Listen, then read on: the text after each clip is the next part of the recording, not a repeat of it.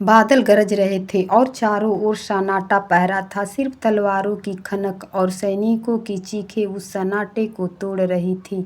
ये कोई साधारण युद्ध नहीं था, ये थी खूनी जंग, जहां अपने ही अपनों के खिलाफ खड़े थे। राज्य अवधपुर और कौशलगढ़ के बीच वर्षों पुरानी दुश्मनी अब अपने आखिरी दौर में थी। दोनों ओर हजारों सैनिक खून की नदियां बहा चुके थे, लेकिन किसी को जीत नसीब नहीं हुई। महाराज विक्रम और युवराज अर्जुन, बाप और बेटा, अब आमने सामने थे। सत्ता की भूख और प्रतिशोध की आग ने रिश्तों की सीमाएं तोड़ दी थी। तलवारें भिड़ी, खून बहा, धरती लाल हो गई। अर्जुन ने एक पल को पिता की आंखों में देखा। वहां प्रेम नहीं, सिर्फ नफरत थी। और अगले ही क्षण तलवार चली, महाराज गिर पड़े। अर्जुन की आंखों से आंसू बह निकले, लेकिन अब बहुत देर हो चुकी थी। विजय अर्जुन की हुई, पर जीत के साथ आया श्राप। राज सिंहासन मिल गया, पर दिल हमेशा सूना रहेगा। उस दिन के बाद उस भूमि को लोग खूनी धरती कहने लगे। राज्य में शांति तो आ गई थी, पर राज्य अर्जुन के दिल में तूफान मचा था।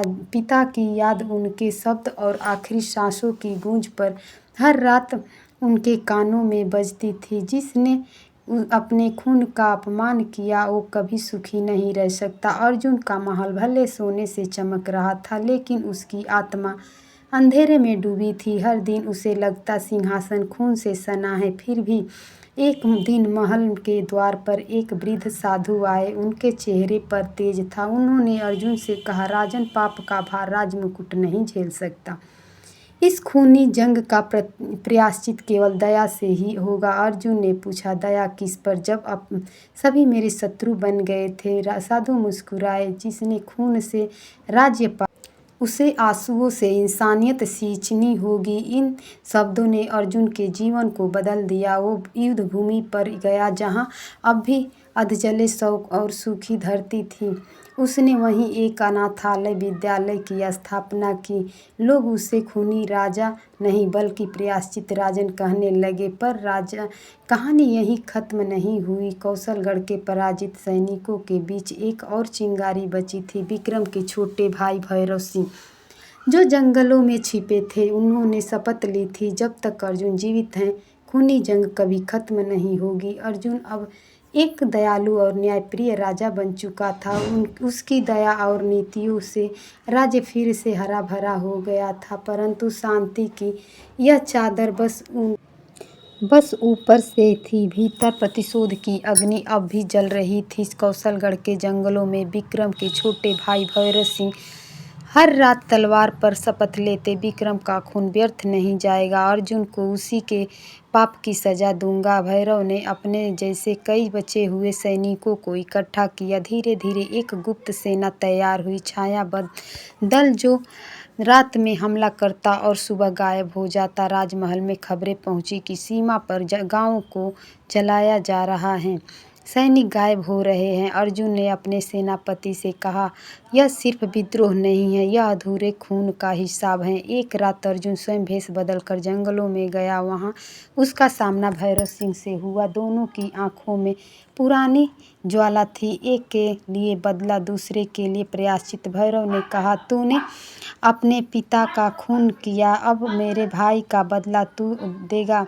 अर्जुन ने तलवार नहीं उठाई, बस कहा, अगर तेरे वार से मेरे मन को शांति मिले तो मैं तैयार हूँ। भैरव ने वार किया, लेकिन उसी क्षण उसकी नज़र अर्जुन की आंखों से मिली। वहाँ कोई राजा नहीं था, बस एक पश्चाताप में डूबा बेटा। भैरव की तलवार कांप गई, वो पीछे हट गया और घुटनों पर गिर पड़ा। तेरे भीतर जो विक्रम की ही आत्मा बोल रही है, अर्जुन, तूने जंग जीत ली, इंसानियत बचा ली। दोनों ने वहीं एक नई शपथ ली, अब इस धरती पर कोई खूनी जंग नहीं होगी, बस इंसानियत का राज चलेगा। कभी कभी सबसे बड़ी जीत तलवार से नहीं, क्षमा से मिलती है।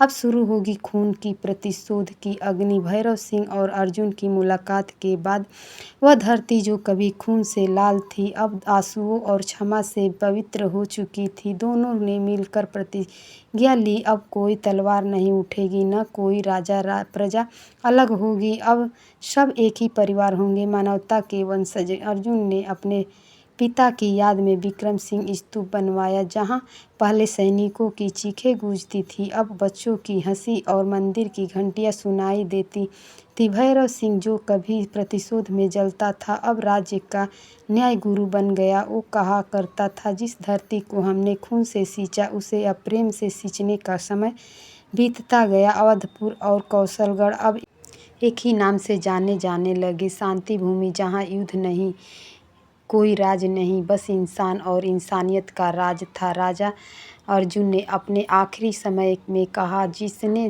जंग देखी है वही सैनिक का असली मोल जानता है। और जब वो चला गया तो आकाश में बादल नहीं बल्कि फूलों की वर्षा हुई। लोगों ने कहा, आज खूनी राजा नहीं मरा, आज मानवता का रक्षक अमर हुआ है। जहाँ क्षमा का बीज बोया जाता है वहाँ शांति का वृक्ष फलता है। भैरव सिंह और अर्जुन सिंह की मुलाकात के बाद वह धरती जो कभी खून से लाल थी अब आंसुओं और क्षमा से पवित्र हो चुकी थी। दोनों ने मिलकर प्रतिज्ञा ली, अब कोई तलवार नहीं उठेगी, न कोई राजा प्रजा अलग होगी, सब एक ही परिवार होंगे, मानवता के वंशज। अर्जुन ने अपने पिता की याद में विक्रम स्तूप बनवाया, जहाँ पहले सैनिकों की चीखें गूंजती थी, अब बच्चों की हंसी और मंदिर की घंटियां सुनाई देती थी। भैरव सिंह जो कभी प्रतिशोध में जला करता था अब राज्य और न्याय गुरु बन गया। वो कहा करता, जिस धरती को हमने खून से सींचा उसे अब प्रेम से सींचने का समय बीतता गया। अवधपुर और कौशलगढ़ अब एक ही नाम से